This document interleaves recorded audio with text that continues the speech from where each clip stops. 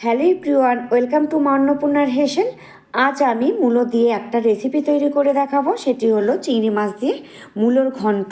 গরম ভাতের সঙ্গে খেতে খুবই ভালো লাগে, এছাড়াও রুটি, লুচি, পরোটার সঙ্গেও খেতে ভালো লাগে। আর এই মূলোর ঘন্ট তৈরি করাটাও খুবই সহজ। চলো তাহলে রেসিপিটা দেখে নেওয়া যাক। আমি একটা ঝুড়িতে নিয়েছি 3টে মূলো, একটা বড় সাইজের মূলো নিয়েছি আর দুটো ছোট সাইজের। আমি একটা গ্রেটারের সাহায্যে মূলোগুলো কুড়িয়ে নিলাম। আর নিয়েছি এখানে 200 গ্রাম চিংড়ি মাছ, খোসা ছাড়িয়ে জল দিয়ে ভালো করে ধুয়ে নিয়েছি। বেশ কিছুটা চিংড়ি মাছ আমি একটা মিক্সিং জারে দিয়ে পেস্ট করে নেব। আমি পেস্ট করে নিয়েছি। তারপর যেই বাকি চিংড়ি মাছটা আছে তাতে অল্প একটু নুন, অল্প একটু হলুদ গুঁড়ো দিয়ে চিংড়ি মাছটাকে আমি মাখিয়ে নেব। আশা করি রেসিপিটা দেখে তোমাদের খুবই ভালো লাগবে। আর ভালো লেগে থাকলে আমার চ্যানেলটাকে সাবস্ক্রাইব করে নেওয়ার জন্য অনুরোধ রইল। আমি গ্যাসের উপর বসিয়ে দিয়েছি একটা কড়াইতে দিয়ে দিলাম 4 টেবিল চামচ সর্ষের তেল। তেলটা একটু গরম করে নিয়েছি। তারপর নুন হলুদ মাখিয়ে রাখা চিংড়ি মাছগুলো দিয়ে নাড়াচাড়া করে আমি মাছগুলো ভেজে তুলে নেব একটা পাত্রের মধ্যে।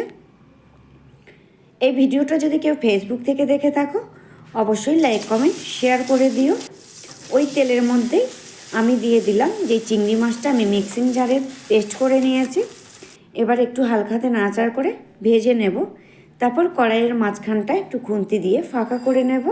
তারপর দিয়ে দেব বেশ কিছুটা সর্ষের তেল। এখানে 6 থেকে 7 চামচ আমি সর্ষের তেল দিয়েছি। তেলটা একটু গরম করে নিয়েছি। তারপর দিয়ে দিলাম 4টে শুকনো লঙ্কা হাত দিয়ে চিড়ে নিয়েছি। আর দিয়ে দিলাম 2টো তেজপাতা আর 1/4 টিস্পুন গোটা জিরে। এবার দিয়ে দিলাম হাফ চামচ 5 ফোড়ন।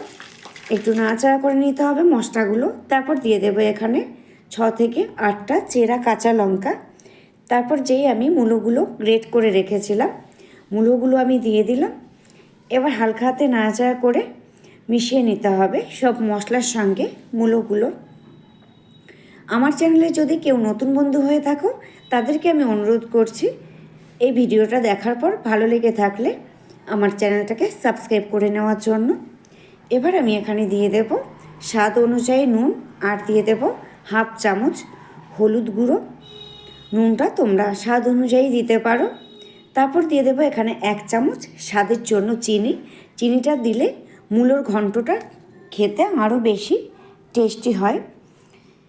এবার আমি নাড়াচাড়া করে মিশিয়ে নেব।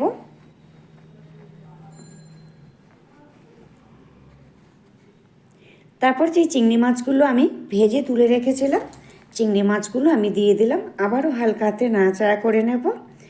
তারপর ঢাকনা দিয়ে ঢেকে লো টু মিডিয়াম আছে 5 থেকে 6 মিনিট আমি রান্না হতে দেব মূলোর ঘন্টটা। তারপর মাঝে একটু ঢাকনাটা খুলে একটু আবার নাড়াচাড়া করে নিতে হবে যাতে নিচেটায় লেগে না যায়। আবারও ঢাকনা দিয়ে ঢেকে আমি 3 থেকে 4 মিনিট রান্না হতে দেব। তারপর ঢাকনা খুলে একটু নাড়াচাড়া করে নেব। যখন একটু শুকনো শুকনো হয়ে যাবে, জল থাকলে ভালো লাগবে না, মূলোটা একটু শুকনো শুকনো রান্না করতে হবে। মোটামুটি রান্নাটা রেডি হয়ে এসেছে। তারপর আমি উপর থেকে ছড়িয়ে দেব কিছু ধনেপাতা কুচি। আশা করি রেসিপিটা তোমাদের ভালো লেগেছে। আর ভালো লেগে থাকলে অবশ্যই তোমরা বাড়িতে ট্রাই করে দেখতে পারো। খেতে কিন্তু দারুণ টেস্টি, গরম গরম ভাতের সঙ্গে জমে যাবে।